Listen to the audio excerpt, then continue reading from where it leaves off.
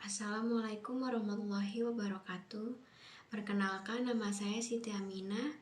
Saya dari Prodi Pendidikan Ekonomi B semester 1, Universitas Pancasakti. Di sini saya mempresentasikan soal akuntansi perusahaan dagang secara metode periodik. Seperti contoh berikut. Transaksi-transaksi yang terjadi selama bulan Maret 1983. Pada tanggal 1 Maret, Tuan Cipto menginvestasikan modalnya pada perusahaan Adil yang baru saja didirikan. Modal yang disetor sebesar 1.800.000 dan berupa uang tunai 1.500.000. Perlengkapan kantor seharga 250.000 dan suplai kantor yang terdiri dari kertas HVS, kertas karbon, buku kwitansi, perangko, materai, dan lain-lain. Itu seharganya 50.000. Di sini diminta catatlah transaksi ke dalam jurnal menggunakan sistem pencatatan persediaan secara periodik. Yang kedua, posting ke dalam akun-akun di buku besar dan membuat neraca saldo per 31 Maret 1983. Di sini saya mau membuat jurnal umum secara periodik.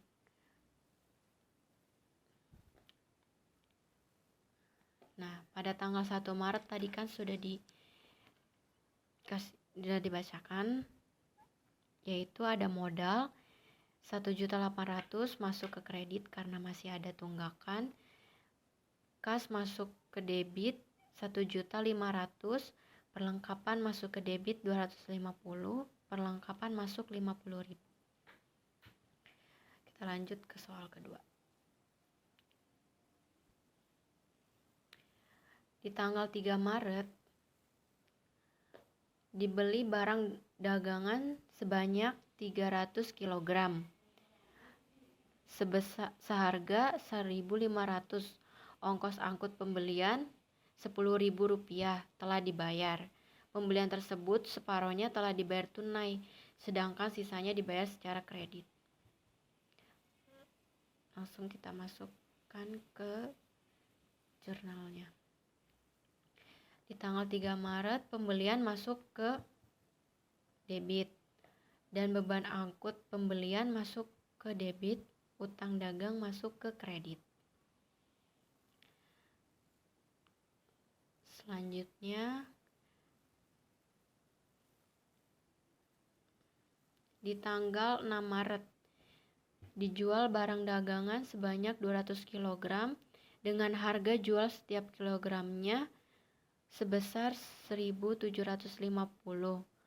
Ongkos angkut penjualan dibayar 5.000. Penjualan ini seluruhnya dibayar tunai.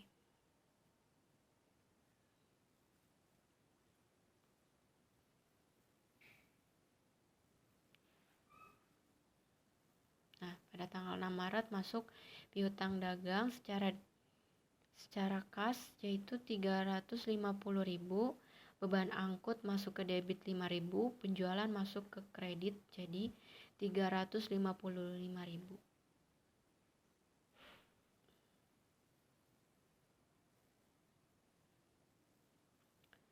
Pada tanggal 9 Maret, dijual barang dagangan secara kredit 75 kg seharga 1.800.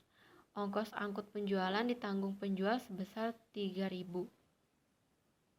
Masukkan lagi ke jurnal umumnya. Nah, di 9 Maret piutang dagang masuk ke debit, beban angkut penjualan masuk ke debit, penjualan masuk ke kredit jadi 138.000. Kita lihat lagi di tanggal 12 Maret. Dibeli lagi secara kredit barang dagangan sebanyak 400 kg dengan harga pembelian berjumlah 600.000. Ongkos angkutnya pembelian 15.000 ditanggung oleh pembeli. Langsung lihat lagi di jurnal umumnya. Di 12 Maret pembelian tadi sudah dibacakan ada 240 juta. Beban angkut pembelian 15.000, utang dagang menjadi 255.000 juta masuk ke kredit.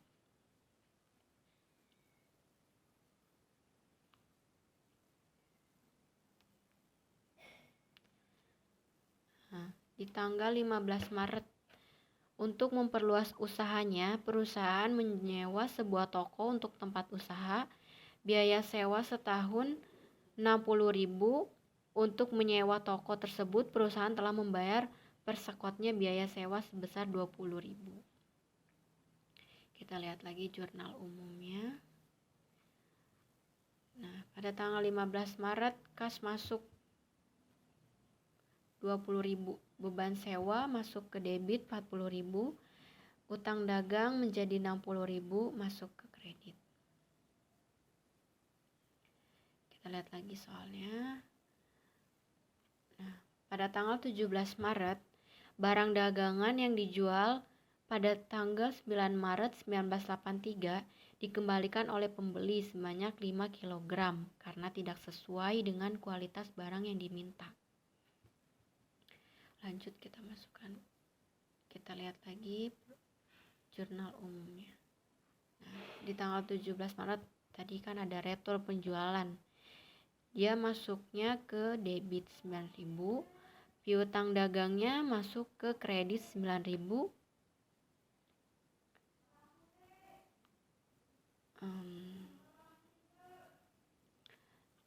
Selanjutnya di tanggal 20 Maret dijual dengan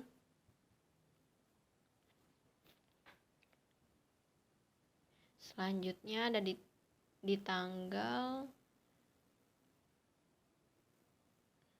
21 Maret. Perusahaan membayar hutang dagang yang timbul dari pembelian pada tanggal 3 Maret 1983. Dalam hal ini perusahaan menerima potongan pembelian sebesar Rp25.000. Nah, tadi tanggal 3 Maret itu dibeli barang dagangan sebesar 300 kg seharga 1.500. Ongkos angkut pembelian 10.000 itu sudah dibayar. Pembelian tersebut separohnya telah dibayar tunai, sedangkan nih masih ada tunggakan, sedangkan sisanya dibayar secara kredit. Kita cek lagi jurnal umumnya. Nah, utang dagangnya ada 460.000. Itu masuknya ke debit. Kas masuknya ke kredit 435.000 dan potongan pembelian 25.000. Kita lihat lagi soalnya. Nah, di tanggal 22 Maret, barang yang dibeli tanggal 12 Maret 1983 sebanyak 2 kg dikembalikan kepada penjual karena berbeda dengan kualitas yang diminta. 12 Maret. Nah, dibeli secara kredit, barang dagangannya ada 400 kg, berarti dikurang tadi 25 kg ya. Kita lihat lagi jurnalnya. Retur penjualan 15 juta jadinya. Piutang dagangnya masuk ke kredit 15 juta. Kita lihat lagi soalnya. Di tanggal 25 Maret dijual dengan tunai 300 kg barang dagangan seharga 1.700. Atas penjualan ini perusahaan memberikan potongan sebesar 5% dari jumlah penjualan. Kita lihat lagi jurnal umumnya. Nah, piutang dagangnya 480.500 karena ada potongan pembelian 25.500. Ini masuknya ke debit. Jadi kas seluruhnya 510 itu masuk ke kredit.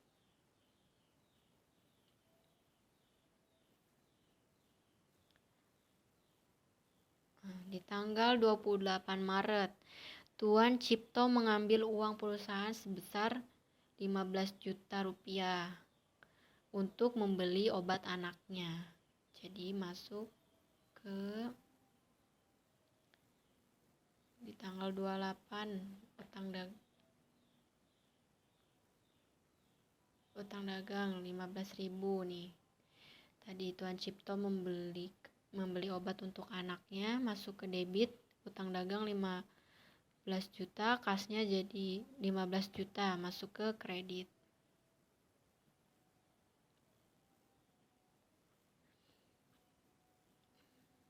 Di tanggal 29 Maret diterima pembayaran dari langganan sebesar Rp100.000 sebagai pelunasan hutang kepada perusahaan.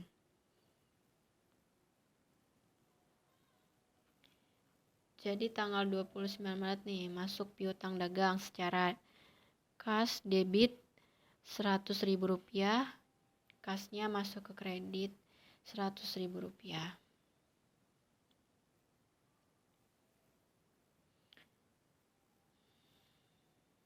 Terakhir nih, 30 Maret dibayar gaji pegawai sebesar 50.000 dan biaya penggunaan listrik sebesar 17.000.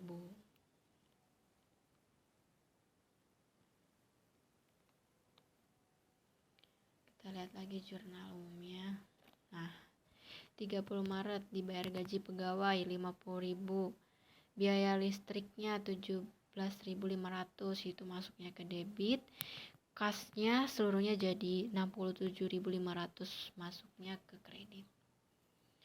Nah, dari hasil semua ini kita jumlahkan. Hasilnya jadi 469.354.500. Hasilnya balance ya. Hasil ini harus balance. Soal selanjutnya yang kedua. Posting ke dalam akun-akun di buku besar. Isinya ada kas, modal,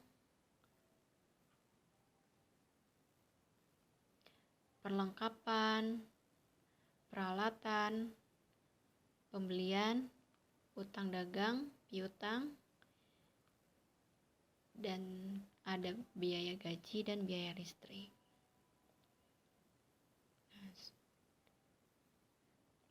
Posting ke dalam akun-akun di buku besar. Jadi yang inti-intinya aja kita buat tabel seperti kas ya kan. Nah, tadi di kas itu ada berapa di selama bulan Maret ini? Tadi saya lihat ada di tanggal 1 Maret, 15 Maret, 21 Maret, 25 Maret, 28 Maret, dan 38 Maret. Kasnya ini tinggal kita masukin aja ke tabel mengikuti yang tadi ada di jurnal umum. Tinggal kita buat tabel dan masukkan saja ya.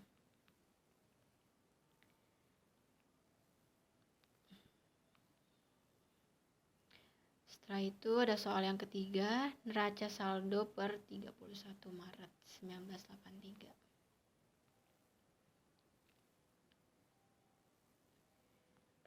Yang tadi nama-nama akun yang sudah disebutkan di posting ke buku-buku besar ini dimasukkan ke neraca saldo, nama-nama akunnya.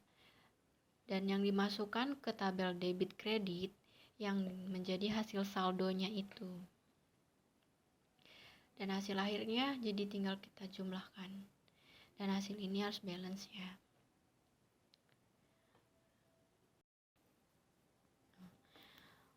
Oh, dan ternyata pembahasan kita udah sampai akhir ya. Yang terakhir neraca saldo, yaitu jumlah akhirnya 240.817 juta rupiah. Debit dan kreditnya sama ya. Sekian pemaparan dari presentasi saya. Apabila pemaparan dan penjelasan saya kurang dimengerti, mohon dimaafkan ya.